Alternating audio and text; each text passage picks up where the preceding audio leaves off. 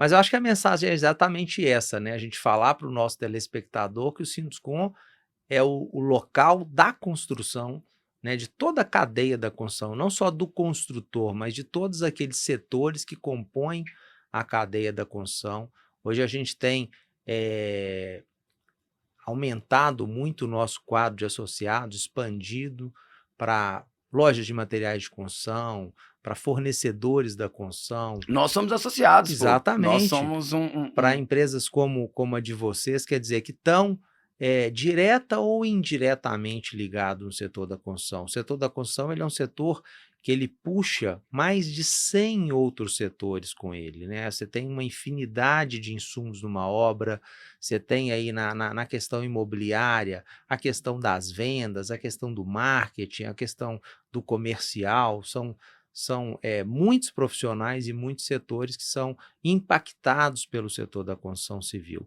Então as pessoas têm que entender exatamente isso, que é lá que elas vão encontrar, né, muitas vezes a cura para algumas dores das empresas, o conforto, saber que o problema que você tem, o seu colega também tem ou já teve, vai te ajudar nessa solução. Então desmistificar um pouco essa questão que o Sinduscom é das grandes empresas.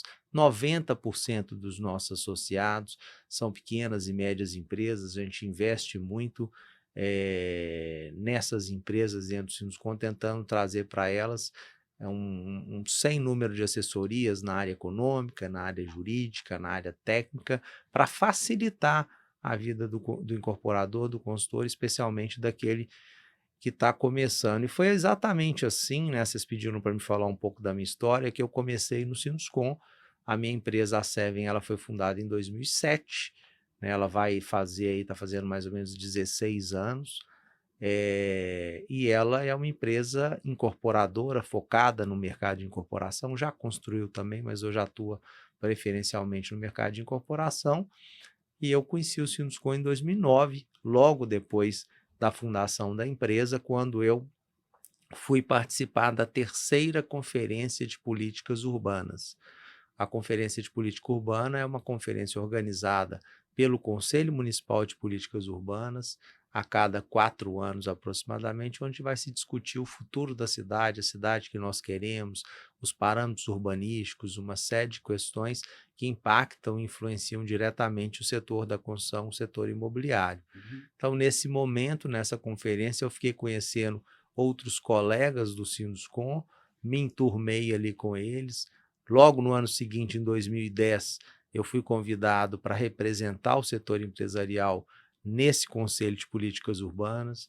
Fiquei no Conselho de Políticas Urbanas por 13 anos, que entrei em novembro de 2010, saí agora em outubro do ano passado.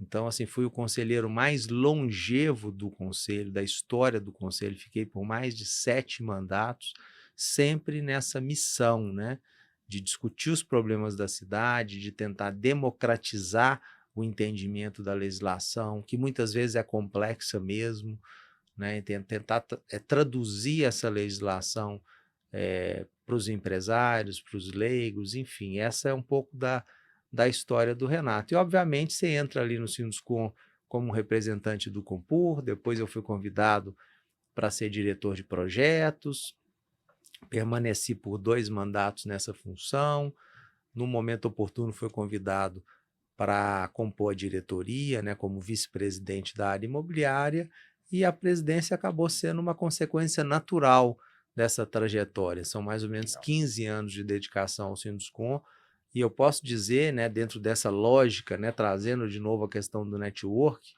que o Sinduscom foi extremamente importante para mim e para a minha empresa, né? Ali eu encontrei resposta para muitas dúvidas, para muitas questões que me incomodavam, e hoje eu me sinto muito mais seguro no meu negócio, né, por saber que eu posso sempre contar com o Sinduscom, contar com os meus colegas do Sinduscom, porque muitas vezes as pessoas falam assim, o Sinduscom é isso, o Sinduscom é aquilo. Eu falo, o Sinduscom somos nós. O Sinduscom não é um ser, uma entidade. O Sinduscom é exatamente esse conjunto de pessoas, esse network que está ali agregado, que tem as mesmas dores, as mesmas demandas, buscando a solução, muitas vezes, para os mesmos problemas ou para problemas muito parecidos, né? E você falou muito bem, é muito mais fácil a gente aprender com os erros dos outros do que com os nossos próprios erros, né? Então, se você procurar, você vai achar Sim. pessoas que já passaram por aquele momento, por aquele tipo de situação, que vão poder te assessorar, te ajudar. E eu acho que esse é o papel das entidades que tratam do coletivo, né? Como o Sinduscom e tantas outras entidades boas que a gente tem na cidade de Belo Horizonte. Teve que fazer muito network nesses 15 anos, não teve? Com certeza, eu acho que network é tudo, né, gente? A gente precisa muito de. O ser humano precisa de se relacionar, né? É. É uma face importante da nossa personalidade, né? Se espelhar no outro e estar junto, né? Então, eu acho que eu fico muito feliz, né, de ver o Sinduscom cada vez mais próximo do seu associado, cada vez mais disponível. O Bernardo citou, né, Bernardo, Sinduscom tem uma série de questões a oferecer para o associado, de assessorias, na área técnica, né, nós temos aí o Roberto Matuzinhos, que é uma referência nacional na área técnica, na revisão de normas.